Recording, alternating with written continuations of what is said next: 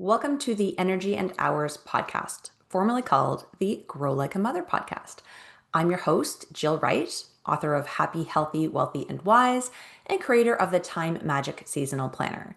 On this podcast, we talk about time and energy management tips that we can use to flow through our day in a way that feels more aligned. This podcast is for people who are living less traditional, non-linear kind of lives. It's for the moms who are home with the babies or homeschooling their kids. It's for those people who are working night shifts or part-time hours. It's for entrepreneurs and creatives and neurotypical people who just feel left out of traditional time management advice. We focus a lot on how to use cyclical energy, seasonal cycles. We talk about productivity. We talk about self-care. We talk about rest. It all comes together in what I like to say is time magic. And if you tune into these episodes week after week, you're going to get a half an hour punch of tools, tips, and strategy advice for you to go and implement right away in your day to make your life feel a little bit more like you and a little bit less stressful. Hey, everybody. We are mid-December. I can't believe it. This might be actually one of my last podcasts for the year. I haven't decided if I'm going to take a little break over the holidays or not, but if you hear some radio silence for a few weeks, know that it is because I am honoring the dark time and resting and taking some time with the fam this holiday season. And I'll be back in the new year, of course, with some really great episodes for you. Lots of cool stuff actually coming in the new year, which I'm really excited about. I'm not sure when I will be sharing what the new offers are. I'm doing a new quiz. I'm beefing things up a little bit. I'm leaning heavily into the energetics, bringing in some numerology, lots of cool stuff on the horizon. So stay tuned for that. And real quick before we get into today's episode, just a huge thank you for all of you who have bought yourself a Time Magic planner. They are literally flying, and I'm off to the post office every single day. It is so cool to see these getting out into the wild, getting into the hands of people who can really get help and get organized and start to really take control back of their life and their calendar. So I'm really, really excited and happy that they are finding their way into your homes. And thank you so much for the support because I am just a little small business over here. This podcast is self-produced. The planner is self-published, as is the book. You'll see me if you're local in markets. I did 3 Christmas markets this year. Just really small town girl here trying to build a business. And it means everything to me that you are supporting me with your engagement, with your listening, with your likes and posts and comments, and with your money too. Because I really believe in the product that I sell and the services that I offer. And it's wonderful to see that they are benefiting so many on such a great big scale now, and more good to come. So today I wanted to just touch on a few things that I'll be talking about on an upcoming TV segment that I'm doing with Julie Finley here in Ottawa. It's called Ottawa in the Know, and she asked me to come in and talk about how parents and moms specifically can really get ready for this holiday season. And I got inspired re-listening to last week's episode with Jamie. So if you haven't heard that one, please go back and take a listen. A lot of the things I'm going to talk about are similar to that. But in case you didn't catch it, or if you just want a short and sweet version or a couple reminders, there's 5 main points that I'm going to be talking about with Julie that I thought might as well make it onto the podcast as well, because this is perfect for my audience of people who listen in every week. So, first thing that I would suggest as we're gearing up to the holiday season, I know it already feels like we're in it right now as this podcast airs. We're like almost mid-December, so we're in the thick of it. And the main thing I want for you to remember if you are a busy parent is your boundaries. We need to have really solid boundaries this time of year around our time, around our energy, and around our money. We should be saying no to more than we're saying yes to if that feels good. If you are someone who thrives on being busy and wants to do it all and you don't get overwhelmed and you don't get overtired and exhausted, great, do it all. But if you're normal like us, the rest of us who aren't Energizer bunnies, it's okay, and it's actually imperative to say no to some invitations, to opt out of the school theme days, to not contribute to the bake sale or the food drive or whatever is going on. Your time is super important. The energy that you're putting out is already off the charts as a parent. There's so much that you are doing to make this season magical for your kids and for yourself, because we're all like parenting our own selves too. And So just be aware of what's going out and have some boundaries around what do you want to do? What is actually important? I know it all feels super important, but it's not. And you need to decide for yourself what are the important things for you and your family, what you just don't have capacity for, what just isn't important for you, and double down on the things that are. And spend your time and energy there. And just a note, a public service announcement for you. Don't overspend. We're all able to get sucked into buying more and feeling like we want our kids to have everything. And even if we are financially solid enough to be able to give them everything, it's not what they need. Yes, it is exciting to have gifts under the tree to unwrap. No, they do not need to be the most expensive. No, it does not need to be every, penny off your paycheck. No, it does not need to be endless. I even caught myself today as I was in line at the post office sending off some planners. I saw the little chocolates, right, that are like Belgian chocolates in the letters. And I was like, oh, great, that I could get a chocolate for each kid and I'll just get, the L, the M, the M, the E, whatever. And, they're only $4 each, blah, blah. Guys, they don't need more chocolate in their stockings. That $20 can be better spent taking everyone to, Tim Hortons for hot chocolate after a day of sledding. They do not need another piece of candy in their stocking. I have finished shopping for their stockings. So I stopped myself and I was really proud of myself. Like, no, no, I am done. And that's just one example. It happens to me literally every day where I'm like, oh, I just need to one more thing, but then one more thing for each kid. Like it adds up. And just full permission to set boundaries around your spending on the holidays. And this can be for dinner too, for decorations, like whatever you get sucked into. Okay. So setting some boundaries around your time, energy, and money, super important this year. And at all times of year, but especially at the holidays when we're more likely to overgive and then experience that burnout, right? That unequal exchange of energy out, energy in. Similarly, the second thing I want to say is make sure that you are ramping up your self care and being ruthless about it. Self care right now is not going to look like pleasurable things. Self care right now is going to look like sleep. Self care right now is going to look like exercise or really good nutrition and calming your nervous system and going to therapy and like all of those things that help you stay calm and grounded so that when shit's flying around you and the chaos, you know, is loud and everyone's wanting your attention and touching you and all the stimulation, when all of that natural holiday stuff comes up, self-care right now is about doing the work to make sure that you don't lose your shit, that you can stay grounded so that you can enjoy it, so that you're not upset with yourself about losing it because somebody asked for chocolate for the 16th time or wanted to open their present early because I got really excited, or whatever thing is the thing that sets you off because you were just like on such high energy level. We're going to be doing the work of self-care this month to make sure we can stay calm and grounded and neutralized. That is what the self-care is about. It's not going to be fancy. It's going to be really brutally supportive. Okay? And my number one always, please get enough sleep. There's going to be many a night in December where you're going to be staying up late, where the excitement's going to be high, where there's going to be lots of things to do. Take the sleep now. Bank it up. Get in these good sleep habits so that you don't lose it and things don't completely go sideways when you do have a night where you stay up a little later. Okay? Or wake up really early, like when Santa comes.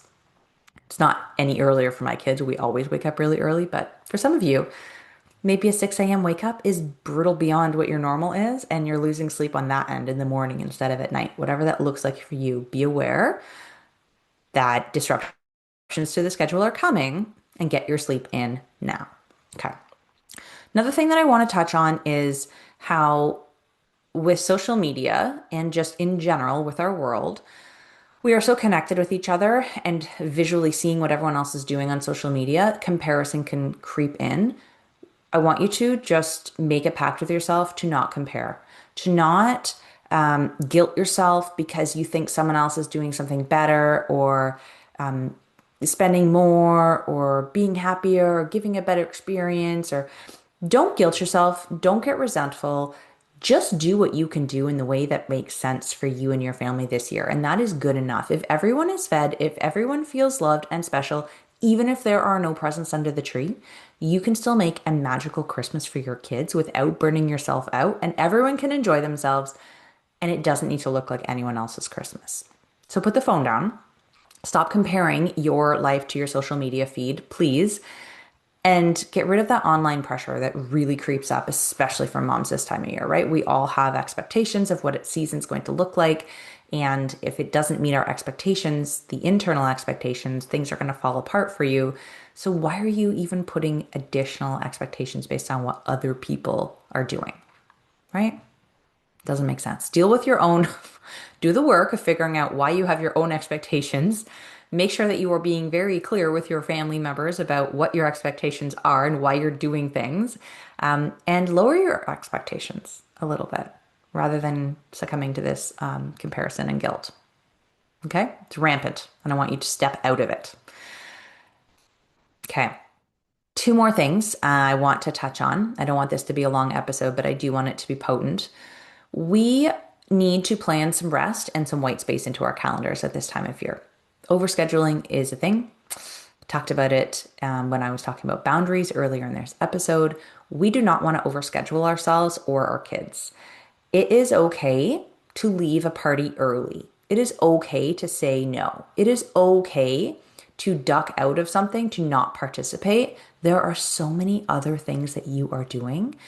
It's almost like that if everything is important, nothing is important analogy, right? Like if you're doing everything, is any of it truly really special, or is it just another activity? Is it just another to do? That is not how we want the holidays to feel. We want the holidays to feel special. We want the things that we are spending our time, money, and energy on to feel really special, unique, memorable, right? That is why we're doing it. You don't need to go to every Santa Claus parade and every holiday party. You don't need to participate in all of the things. Yeah, maybe there's a few things that are really special, like going to watch your kids sing in their little kindergarten performance of, Jingle Bells or whatever. That's cool. That's fantastic. And maybe there is a magical light show that you like to go to or a special street. Do that, but don't do it all. You're going to burn yourself out. You're going to burn your kids out.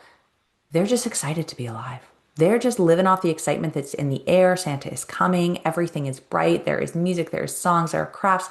They're already busy as fuck at school and getting overstimulated with all of the energy of the theme days and the craft days and the presentations and all of the things.